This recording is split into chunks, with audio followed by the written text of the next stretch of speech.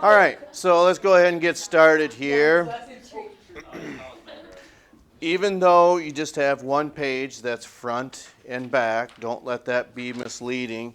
There's still quite a bit of content that we will be covering in this chapter. Now, typically what I would ask is what might be the first thing that comes to mind when you see this, but we haven't really spent enough time on content that you would be able to say, okay, yes, I know what this means by forces. Probably one of the things that might come to mind first might be Star Wars. I don't know. Gravity. When you're talking, it has something to do with gravity, that's right. But in this case, there's only one formula that we'll be adding to your sheet, but yet it's one of those to where maybe you need to solve for a momentum, but you're given a force and maybe a mass, and you have to use the acceleration due to gravity. Now, that's a lot to wrap your head around, but we will be getting to that content here at some point. Tomorrow, I think, since we'll be here the entire day, it just says types of forces. I haven't had the opportunity to look at the building of the Eiffel Tower, but certainly there's lots of forces involved in there to where what engineers really have to be concerned about when they are building different types of materials, in this case, the Eiffel Tower. So if you were watching the Olympics this summer, a lot of the times, what would you see in the background? The Eiffel Tower. And when this was built back in the late 1880s, I think, is it the River Seine, I think, that runs through Paris? I believe that's the correct, if my geography is right. But anytime you're going to be building, I suppose, next to a waterway, there's always going to be a problem of settling sediment or dirt. Excuse you, whoever. Okay. So that's something that we'll be exploring tomorrow, if that is any good to look at. Otherwise, there's another source off of, public television that deals with the four forces, because I think when you look towards the bottom of the first page, and certainly on the back page where it's talking about different types of forces, whether it's electromagnetic, weak, strong, any one of those would be different types of concepts that we'll be talking about this chapter. Okay. So in this case, we have dealt with Newton's first law. That dealt with inertia. In other words, materials either at rest or will stay at rest, or the example we gave would be with race car driving.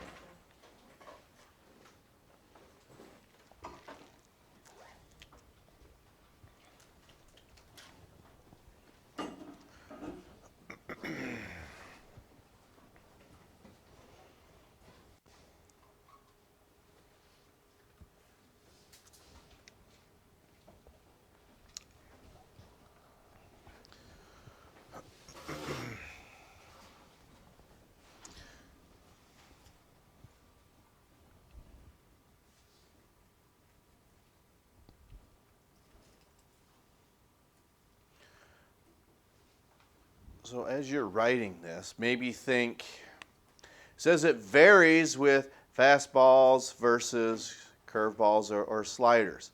So I want you to think about that as you're writing this down.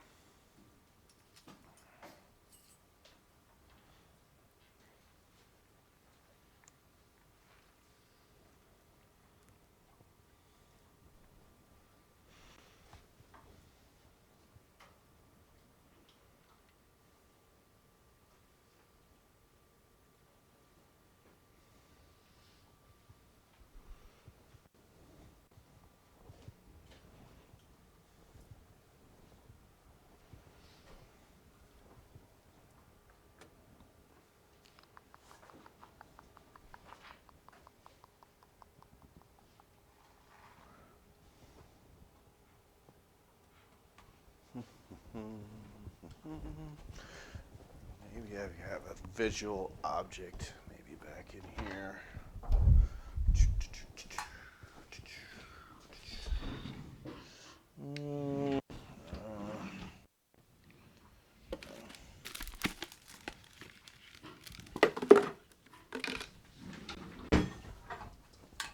Okay, this is as good as we can do because I don't have a real baseball or softball. Okay.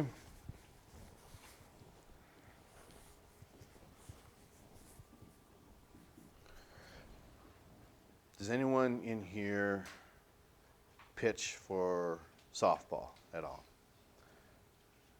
Okay. And then, and we don't have a baseball team here, but we do have a softball team. See, I just disregard things like that. Or what is it that you want to add that you got your hand up for? Nothing? Oh. No, now we're mumbling. I don't know. I can't understand. Maybe I'm just getting too old. I don't know. But seriously, you had your hand up. What did you want to add? Okay.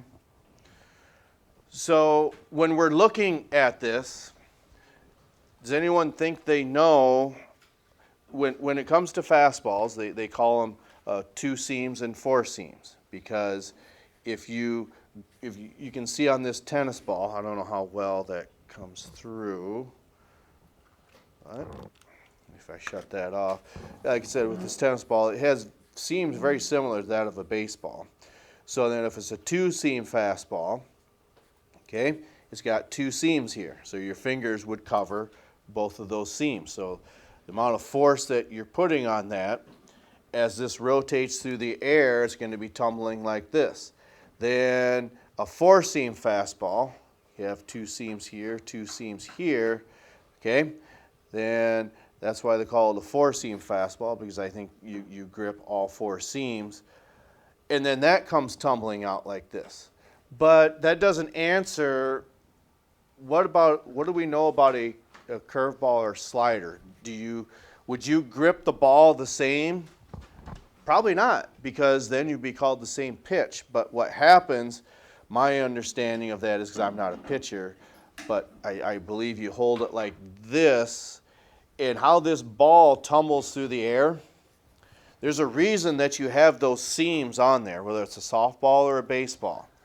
So as that's tumbling through the air, the resistance of that may cause the ball to drop, maybe go low and outside, maybe low and inside. Those are probably a little more rare, because those are what's called a screwball, because then the ball is actually tumbling around in this type of fashion. But it all has to deal with the air resistance that you see on these structures. And there's a reason that, again, those seams are on there, because it gives you a good grip on that softball and or baseball. But then I also believe that pitchers will palm the ball like this, okay, and then throw this just as hard as they can, but because of the way they're holding this, okay, it doesn't travel as fast. It's much slower. So it's changing the speed on it. So it's not a fastball, but rather what's called a change-up, because of how they hold the ball and how the air would interact with that object. And as you can see, we're adding just one equation. So forces measured in newtons equals an object's mass times its acceleration. It can be gravity at 9.8, or it might be something that you have to calculate. Then, what is it about when we calculate accelerations, how they're different? Well, this is from last chapter now. Okay? It has to deal with the component.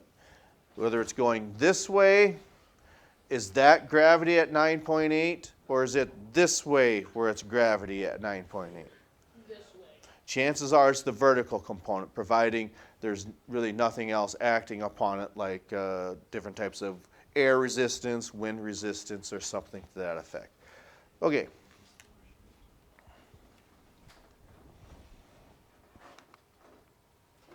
Okay, so I want to do this one, and then we'll end with static friction, which is actually on the next slide then as well.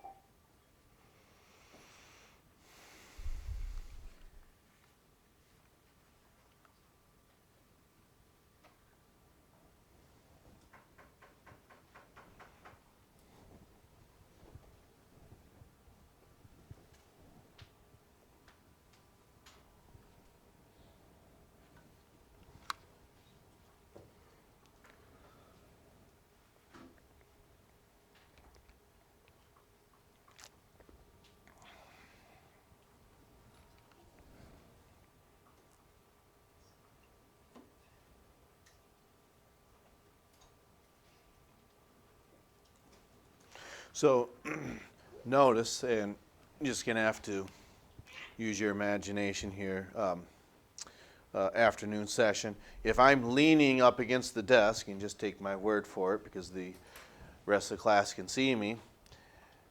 As a person leans against this, it's not moving, is it? So what type of friction might that be? Sliding or static? Right. Since there's no movement, it would be a type of static friction. Then, once you have enough force to overcome that friction, then it turns into sliding. Or if you're really efficient, when mankind invented the wheel, then it changed to rolling friction. Yes? Why is there like a dash up here and a dash down there? Because what happens is, see where it says static friction there? Yeah. There's only one dash, then this repeats itself, and there's that second dash. Okay? That's why.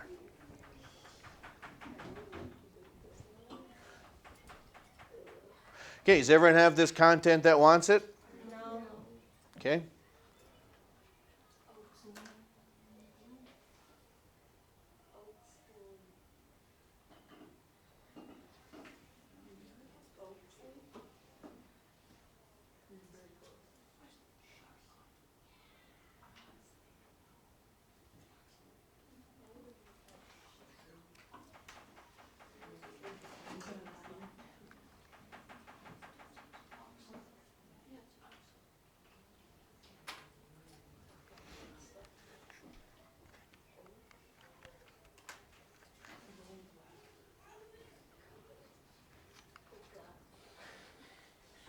Okay. Okay. Okay. Now, the last thing we're going to do is just write down results in no movement. Because if you don't provide enough force to overcome that static friction, it's just not going to move. So, results in no movement. That is static friction. Okay? So there shouldn't be a whole lot to write. Just results in no movement. Okay, then you don't have, okay, go ahead and finish that.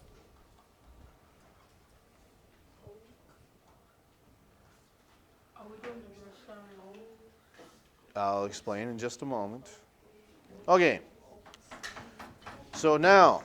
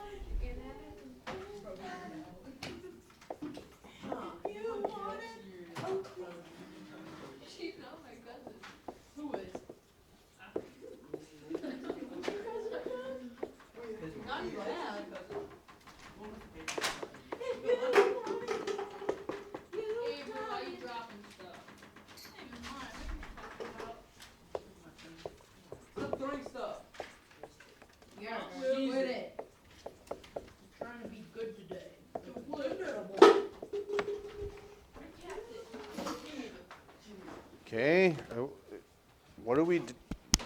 Just put it in there. Very good. Excuse me, big boy.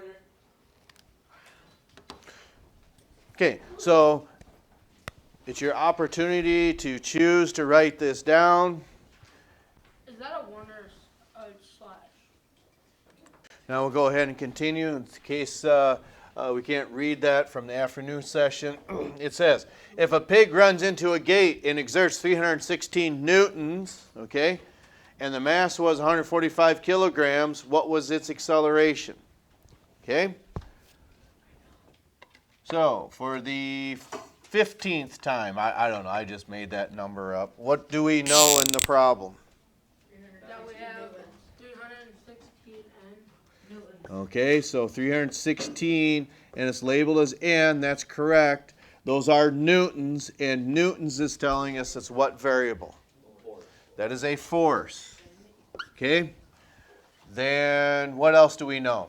The mass is 145 kilograms. Okay?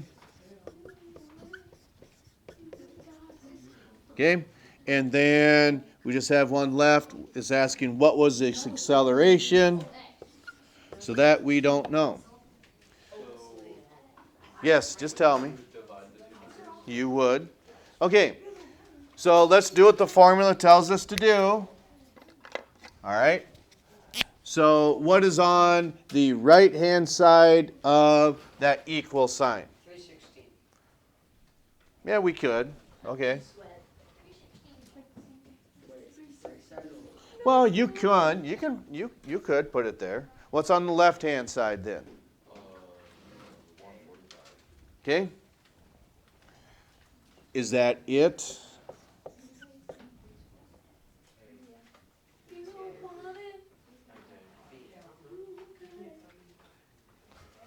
So what's on the left-hand side? And letter A. Okay? So how do we get this variable all by itself? Just tell me. We minus. I don't think We we're going to divide. subtract. No, we multiplied. We're multiplying now. Yeah, you're right the first time. Oh. Okay? Because we're multiplying these. All right? So then, if we divide 145 to each side, they cancel, and that acceleration is approximately what? 2.1718, somewhere in that vicinity, meters per second squared, because it's an acceleration. All right. So questions like these, why might they be important? Well, we know that forces are a certain mass and acceleration moving in a direction. So it could be such a thing. It could be a tensile strength test. If this was a question that would say a certain gate or fence is rated at 300 newtons. And if you have a pig this large that runs into it with this speed or acceleration, will that gate hold if it's only rated for 300 meters? Or excuse me, 300 newtons. If it's rated for 300 newtons, but here we may calculate it to be 316, will that structure structurally fail? Yes. If it's only related to, or rated, I keep saying get that, related and rated. If it's only rated to 300 newtons, but it's 316 we calculate, well then that's a structural failure. All right. So the rest of the time you can work on your vocabulary or do other homework. So that's all I have. Tomorrow we'll check out that video perhaps, and we'll probably write down questions pertaining to that video. We'll catch up to you next time.